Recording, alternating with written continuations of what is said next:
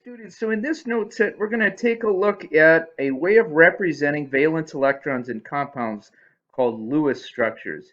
It's one of the most commonly used and most helpful ways to represent electrons in molecules.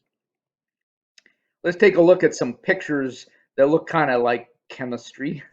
uh, we have structures that have a central atom and lines emanating out from them. That's what we're going to investigate in this note set. Why are there some dots and lines in these structures? These are called Lewis structures. And simply put, it's just a way to represent the arrangement of valence electrons in compounds. And since we know that the valence electrons are the electrons that participate in bonding, we're really investigating bonding. They're extremely helpful for understanding a molecule's shape and reactivity, which is what's coming up next. Molecular shape is extremely important. Okay, sometimes when you see a Lewis structure, and this one is a really complicated one, don't worry, we're not going to ask you to investigate this molecule just yet. But if you see a single line, that means it's a single bond, just one pair of electrons being shared. If you see two lines, like over here, that's a double bond. Two pairs of electrons are being shared. And if you see three lines, well, goes to follow that that's a triple bond. There's also just plain old dots, not lines, but dots. That refers to a pair of electrons, and by the way, they always act in pairs, that are not participating in bonding. They're owned entirely by the atom that has the dots near them. So Lewis structures are really similar to dot diagrams, but it's going to include more than one atom. And instead of drawing dots next to each other, showing them being shared, we're going to just use a line segment instead. Every line represents a pair that means two shared electrons. Dots around an atom are the unbonded or not shared electrons. We give the name lone pairs for the unbonded electrons. And just to put in the back of your mind, unless we're talking about free radicals, which are very rare, we're always going to have electrons acting in pairs. They don't act by themselves. You'll never see an odd number of electrons anywhere around an atom unless it's a very special scenario. Okay, it is really helpful to have a series of steps written down for writing Lewis structures.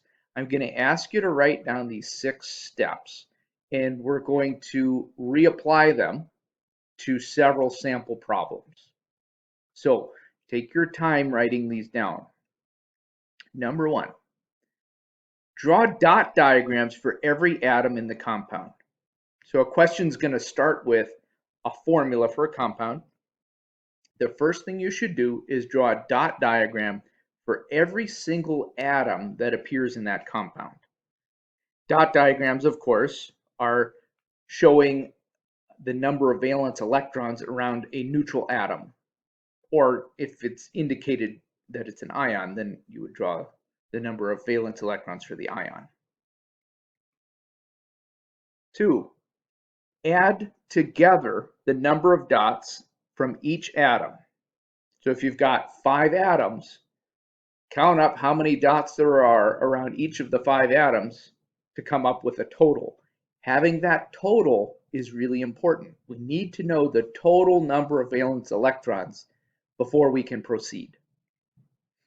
3, determine which atom is the central atom. And I say if there is one because logically, if you have 2 atoms, there's no center. There's no central point if there's just 2 things. But if you have 3 atoms or more than 3, then you'll almost always need to know which atom's the central one. Now, either in the problem they'll tell you this atom is the central one, or in the formula for the compound, whichever element has only one atom, that's the central atom. So look for the element that just has one single atom in the compound, and that'll be your central atom. And if it's not that, then the problem has to tell you. It wouldn't be fair to ask you to draw a Lewis structure unless it was clear either from the formula or by telling you which atom was central. 4, connect the central atom to the surrounding atoms with single bonds. We're always going to presume a single bond to begin with. That means draw a line segment that attaches the central atom to each of the other atoms in the compound. Step 5. Here's a little bit of math. Subtract from the number of total valence electrons that you had found in number 2, step 2 up above. Subtract from that number 2 times the number of single bonds you needed to draw. Since each single bond consists of a pair of electrons, then subtracting 2 times that number of bonds will show you how many electrons will remain after you've connected the central atom to each of the surrounding atoms. Remember, each single bond consists of a pair, that means 2 electrons. And then lastly, the electrons that remain after subtracting the number used up in single bonds, you can arrange them around the atoms in the compound to satisfy the duet rule for hydrogen and the octet rule for any other element. So hydrogen is happy with access to just 2 electrons, but anything else that you encounter will presume that the octet rule needs to be followed. That is a lot of steps to have written down. Let's just do some practice problems. I won't ask you to write anything else other than to follow along and try out these problems with us. Draw a Lewis structure for the fluorine molecule, F2. Let's start by drawing dot diagrams. Neutral fluorine, because it's in the halogen column, group 17, has 7 valence electrons. And there's 2 atoms of fluorine. So I'm going to draw 2 Fs, and around each of those Fs, we'll place 7 dots, 1 for each valence electron. Find the total number of valence electrons. Well, if we've got 2 atoms of fluorine, each of which has 7 valence electrons, well, 2 times 7 is 14. Third step, determine which atom is central. Well, students, if there's only 2 atoms in the compound, there is no central atom. Don't worry, all we need to do is draw a single bond connecting the 2 fluorine atoms. The reason to figure out which atom is central is so that you know what to connect to what. You can't have a central atom if there's only 2 atoms. So we'll just connect what we have, the 2 fluorines, with a single bond. We'll draw a line segment between the 2 Fs. And in that line segment, we're representing a pair of electrons. So of the 14 total valence electrons, 2 have been used up in the single bond. So now we'll just do a little subtraction. 14 total valence electrons that we had calculated up in step 2, minus the 2 electrons used in the single bond, gives us 12 electrons remaining. 12 electrons, which we're going to arrange around the atoms in this compound so as to satisfy the octet rule. Since fluorine needs to have 8 electrons around it, let's see if we can figure this out. Both fluorine atoms have access to the 2 electrons in the bond, but they each need a further 6 in order to follow the octet rule. Well, that's good news. We have 12 remaining electrons. If we divide them evenly among the 2 fluorine atoms that are present in this compound, we get this structure. 6 dots around each fluorine, and both fluorines have access to the 2 electrons in the bond, which means they're both following the octet rule. This is a fabulous Lewis structure. Let's try another one. Draw a Lewis structure for hydrochloric acid, HCl. Let's start with a dot diagram. Hydrogen has one valence electron. It's in column 1 of the periodic table. Chlorine is a halogen, group 17, 7 valence electrons. So its dot diagram has 7 dots around it. If you add together the dots for all of the atoms in this compound, there's 1 from hydrogen plus 7 from chlorine. That's 8 altogether. Well, if they're asking us to find the central atom, you're not going to have much luck if there's only 2 atoms present in the compound. There's no such thing as a central atom between 2 items. That's no problem for us. In this very simple Lewis structure, we're just going to connect the 2 atoms that we know of with a single bond. And from the total number of valence electrons, we're going to subtract 2 times the number of single bonds. Well, if there's 1 single bond, 2 times 1 is 2. Subtract that from 8. We have 8 total valence electrons minus the 2 used in the single bond. Gives us 6 electrons remaining. We're going to place those 6 remaining electrons as dots in a way that satisfies the octet rule for chlorine and the duet rule for hydrogen. Now think carefully. Hydrogen already has access to the shared electrons in the bond. So does chlorine. Well, we have 6 electrons remaining.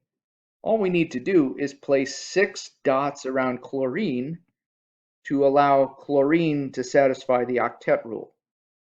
Hydrogen already follows the duet rule. It doesn't need any more dots. Here's the Lewis structure for hydrochloric acid.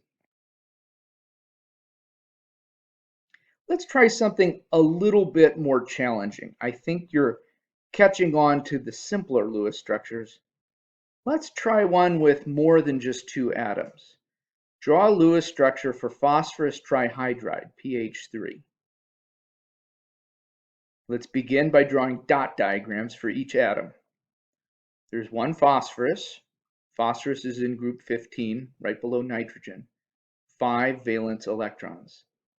Hydrogen, of course, is in group 1, 1 valence electron. But there's 3 of them. 3 hydrogen atoms and 1 phosphorus atom. Altogether, if you count up the number of dots in the dot diagram, we get 8. 5 from phosphorus plus 1 from each of the 3 hydrogens. 5 plus 1 plus 1 plus 1 equals 8.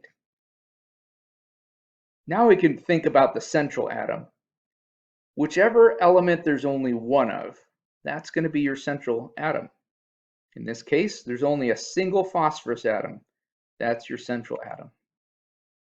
Let's connect the 3 hydrogens to the central phosphorus with single bonds.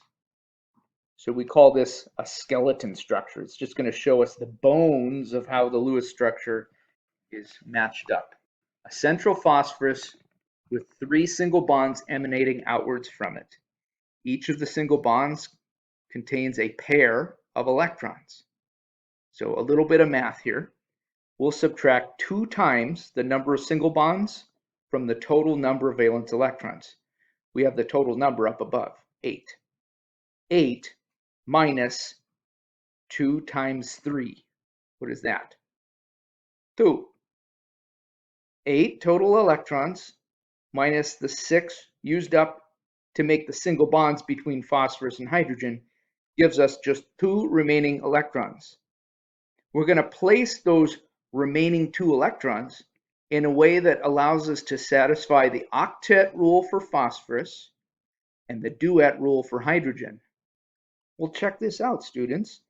The 3 hydrogen atoms already have access to the electrons in the bond. That means their duet rule is already satisfied. Now let's consider phosphorus. Phosphorus has access to 3 pairs of electrons already. That's 6 valence electrons. 6 is less than 8. If we've got to follow the octet rule, we're going to use the 2 remaining electrons and place them around the phosphorus.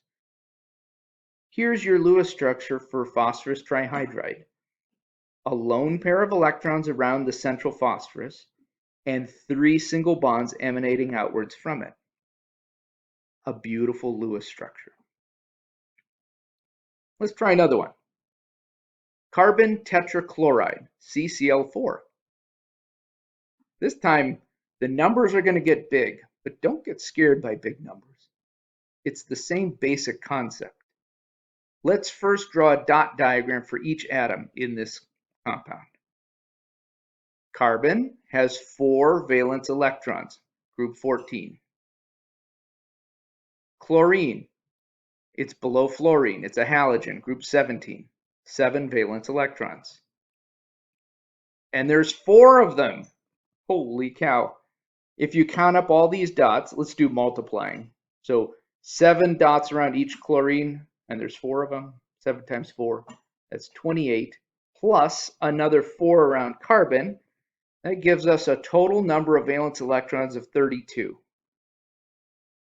So again, we get that number by adding together 4 from the carbon and 7 from each of the 4 chlorine atoms. We need to determine which atom is central. That's going to be the one that there's only one atom of.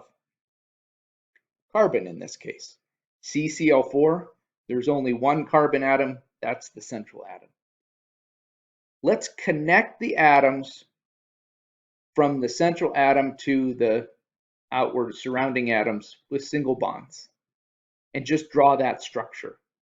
In order to connect the 4 chlorines to the central carbon, we needed to make 4 single bonds. The 4 single bonds used up 8 valence electrons.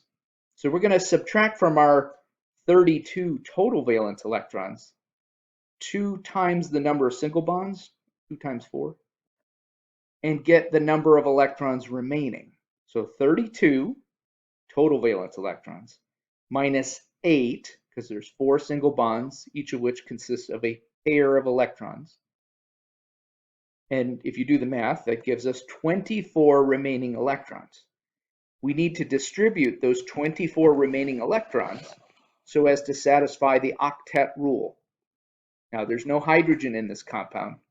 We can't get away with just the duet rule. Everything has to follow octet. Now, let's first address the carbon in the middle. It already has access to 4 single bonds. That's 8 valence electrons already. It doesn't need any more access to electrons. But what about the chlorines? Each chlorine atom has access to 2 valence electrons at present. It needs access to another 6 for each chlorine atom. Well, conveniently, if we divide the 24 remaining electrons evenly among the remaining chlorine atoms, that is giving 6 dots to each one, then we both satisfy the octet rule and have used up all of the remaining electrons. Mwah! Beautiful.